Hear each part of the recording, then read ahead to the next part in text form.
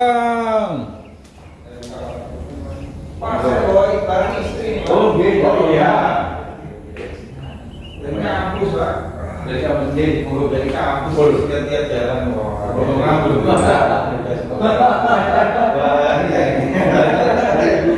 Berantak. Iya ini kalau berhenti.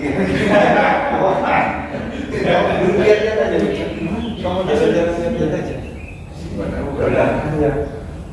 Mohon maaf katakan hilang. Saya lihat dari sini Pak. Iya, monggo. Jemput jenengan. Enak ya. Wah, ini. Saya di sini Pak. Nggih, monggo Pak. Di mana Pak? Di sini aja Pak, sudah ada.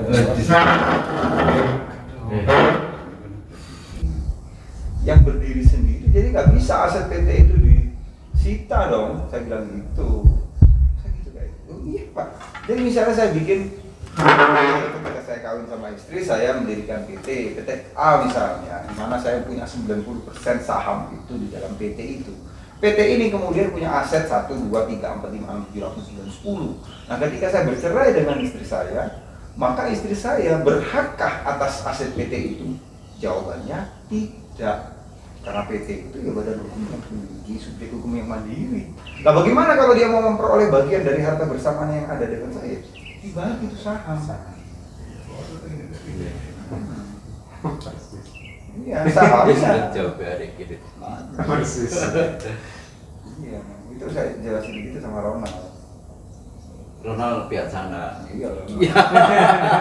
Jangan penting tadi bahwa PT adalah aspek hukum yang Nah, kan saya lihat di review di YouTube itu kan dia, oh berarti dia memang ini kok pegang badan hukum itu kan, dia badan hukum ya silakan saya.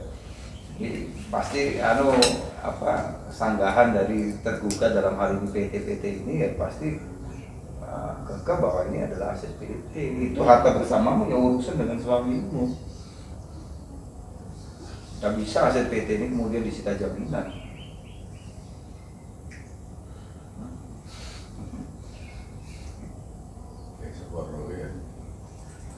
Separuh. Bukan lah, keterlaluan lah kalau kemudian aset PT ini sahamnya yang di. Ya maksud Sapporo kita dikabulkan.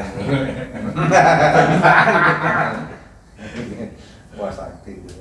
Apakah PT ini mau Ya, tapi beli? kan pihak penggugat kan punya hak untuk mengajukan itu. Itu juga aja undang-undang PT pasal 1 bahwa PT adalah ya sudah perseroan terbatas yang didirikan berdasarkan perjanjian menurut dan seterusnya kan itu. Enggak, jadi saya bilang kok pada mempersoalkan alur kas dari PT. Waduh, ini urusan dengan mekanisme PT. Jadi misalnya suami istri A, B, C kan gitu, misalnya punya PT. PT ini kemudian bertransaksi dengan apapun di luar sana. Ya suami istri ini tidak punya apapun. Lah bagaimana menyelesaikan mekanisme PT ini ya? Sesuai dengan undang-undang PT anggaran dasar. Kalau cerai,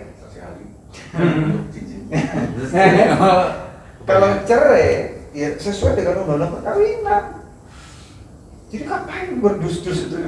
Tunjukkan aja fotokopi dulu. Kita udah ngomong gitu sama Ronald. Jadi nggak bisa Pak, nggak bisa lagi. Terus sampai muncul sebagai saksi ahli kita. Wah.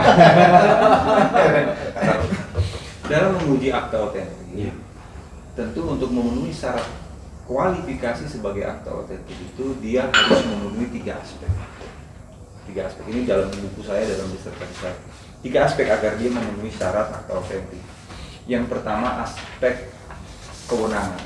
Tulis aspek kewenangan, bahwa notaris yang membuat akta itu Gimana ada begini, untuk memenuhi untuk memenuhi syarat otentik nilai pembuktian yang sempurna itu harus memiliki 3 aspek.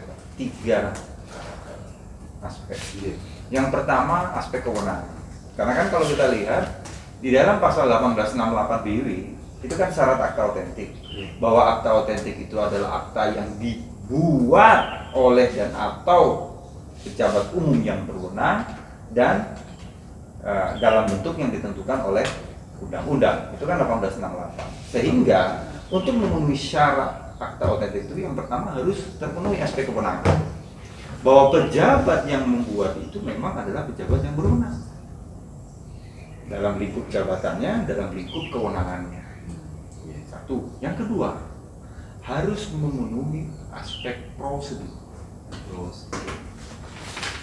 Karena begini, prosedur di sini adalah sesuai dengan ketentuan pembuatan akta notaris sebagaimana yang telah ditentukan di dalam Undang-Undang Jabatan Notaris. Apa? Satu, pasal 38 harus sesuai dengan bentuk yang ditentukan. Harus sesuai dengan bentuk yang ditentukan. Karena ada pasal 38 itu dibacakan, ya, harus dibacakan. Itu kan harus ada pembacaan akta.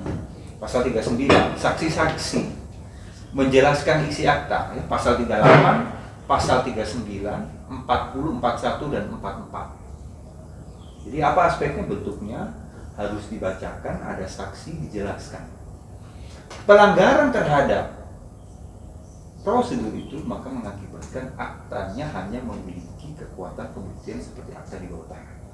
Jadi tadi syarat pertama kewenangan, nanti dicek 1869 BB. 1869. Pelanggaran terhadap aspek kewenangan maupun bentuk itu mengakibatkan akte itu hanya memiliki kekuatan pembuktian seperti akta di bawah tangan. Pasal 39, 40, 41, 44. Pelanggaran terhadap ketentuan itu maka mengakibatkan akta hanya memiliki kekuatan pembuktian seperti akta di bawah. Ini pasal 39, 31, 39, 40, 41, 38, 39, 40, 41, 44. 38, 39, 39, 40, 41, 44. Nanti dibaca. Undang-Undang 22, Undang-Undang 30 2004, Junto Undang-Undang 2 2014. tentang Jabatan Notaris. Nah, kita lihat nanti 1869 dan pasal yang saya sampaikan tadi. Pelanggaran terhadap ketentuan itu mengakibatkan akta hanya memiliki kekuatan pembuktian seperti akta di bawah tangan. Nah, nanti coba di saksinya menjelaskan bahwa nggak pernah ada dibacakan, nggak ada yang dibaca, dijelaskan, tiba-tiba langsung ditekan. itu untuk mematahkan aspek prosedur. Iya, untuk memenuhi mematahkan syarat bahwa ini tidak sesuai dengan prosedur. Akibatnya apa? Aktanya terdegradasi menjadi akta di bawah tangan. Nah, kita tahu akta di bawah tangan itu kan nggak batal kan? Pasal 1874, 1875, akta di bawah tangan itu juga memiliki kekuatan pembuktian yang sempurna. Kalau diakui oleh para pihak yang membuat.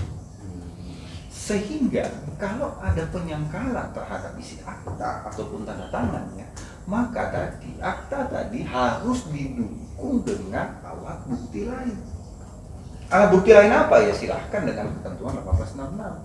Apakah ada saksi, apakah ada tulisan lain yang membuktikan bahwa akta di bawah tangan itu memang betul. Karena dia tidak sempurna kan. Akta yang sempurna itu yang akta yang berdiri sendiri, cukup dengan akta. Dia tidak memerlukan alat bukti lain untuk menunjang nilai pembuktian. Nah, karena tadi akta otentik itu terdegradasi menjadi akta di bawah tangan dan ada penyangkalan terhadap isi akta, maka akta di bawah tangan tadi itu harus didukung dengan alat bukti lain. Misalnya 1874, 1875, pilih acara kita. Ya silakan. Jadi kalau saya bilang, oh nggak benar ini tanda tangan, nggak benar ini, harusnya satu bukan dua. Nah, karena tadi dia sudah akta otentik ini tidak memenuhi syarat sebagai akta otentik, sehingga dia harus didukung dengan alat bukti lain. Apa? Ya alat bukti itu disangka ada yang membuktikan bahwa benar seperti ini, alat bukti saksi. seandainya tunai ini kan fiktif, tidak pernah ada. Tapi nah ini sebentar, masih dua aja. oh iya. Syarat kewenangan, syarat prosedur, dan kemudian yang ketiga harus memenuhi syarat substansi. Substansi. Nah, syarat substansi ini maka karena ini akta otentik yang isinya perjanjian, maka tentunya batu uji perjanjian itu harus memenuhi syarat keabsahan perjanjian 1320 dan seterusnya itu. Jadi supaya dia otentik, sempurna, ya tadi terpenuhi kewenangan, prosedur, dan substansinya tidak bertentangan. Substansinya itu tidak bertentangan dengan peraturan perundang-undangan.